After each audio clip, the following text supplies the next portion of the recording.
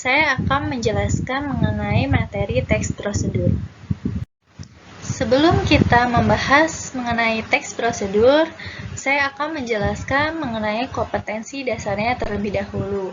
Di sini teks prosedur itu ada di KD 3.1, 4.1, dan 3.2, 4.2.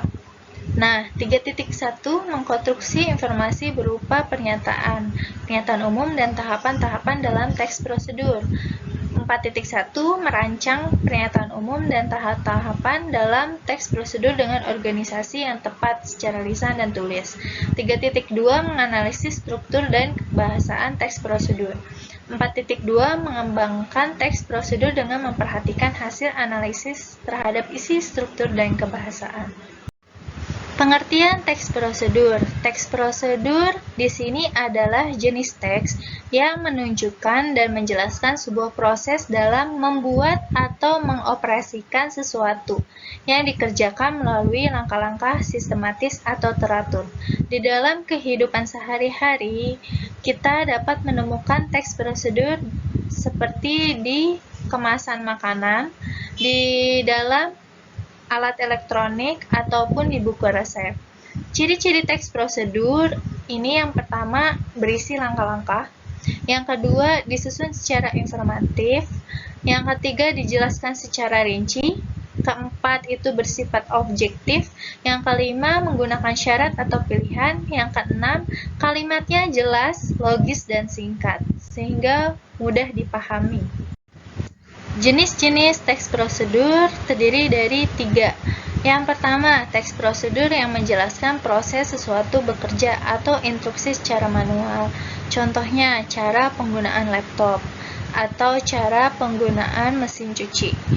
Yang kedua, teks prosedur yang menginformasikan aktivitas tertentu dengan peraturannya. Contoh, cara menanam pohon atau cara membuat puding. Yang ketiga, teks prosedur yang berhubungan dengan sifat atau kebiasaan manusia. Contohnya, kiat hidup sehat atau cara belajar menyenangkan. Itu adalah contoh-contoh jenis teks prosedur. Perancang pernyataan umum dalam teks prosedur. Di dalam teks prosedur ini memiliki 2 bagian. Yang pertama pernyataan umum, yang kedua tahapan-tahapan atau langkah-langkah.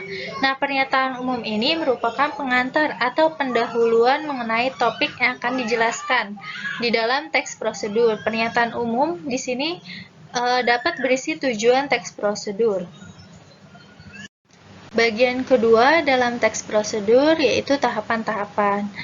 Tahapan-tahapan dalam teks prosedur ini ditandai dengan kalimat imperatif karena mengandung banyak perintah. Nah, teks prosedur juga dapat berupa kalimat deklaratif.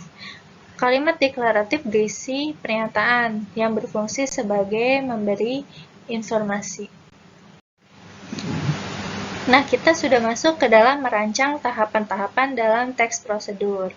Ada 4 langkah yang harus kalian lalui untuk merancang tahapan-tahapan. Yang pertama, tentukan dulu topik prosedur yang akan disusun. Kemudian yang kedua, mengumpulkan sumber informasi. Yang ketiga, mengembangkan informasi yang telah dikumpulkan ke dalam langkah-langkah yang saling berkaitan. Yang keempat, menyusun teks prosedur secara utuh. Baiklah, kita sudah sampai ke dalam pembahasan struktur teks prosedur. Di sini ada 4 struktur.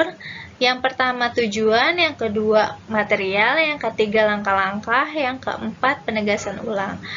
Yang pertama, struktur tujuan. Di sini dapat berupa judul atau berisi tujuan pembuatan teks. Contohnya, cara menanam pohon atau cara mengoperasikan laptop.